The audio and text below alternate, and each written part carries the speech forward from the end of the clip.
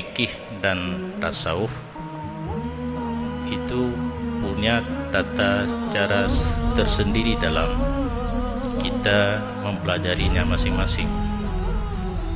Karena walau ketiga-tiganya ilmu fardhu ain, tetapi yang harus tahqiq, mendalam, dan harus terus-menerus dipelajari adalah ilmu fikih. Karena persoalan yang terjadi hanya berhenti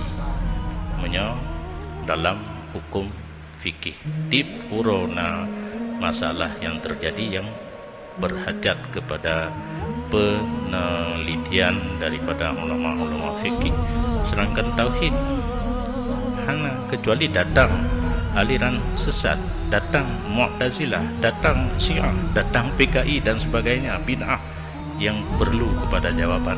Tetapi untuk menjawabnya tidak perlu kepada perorangan, karena itu hukumnya fardu kifayah. Demikian tasawuf.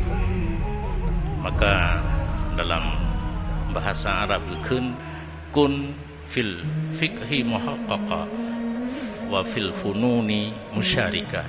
Dalam bidang fikih harus tahqiq, harus pasti, tetapi bidang tauhid dan tasawuf asaikana dasar ilai kajit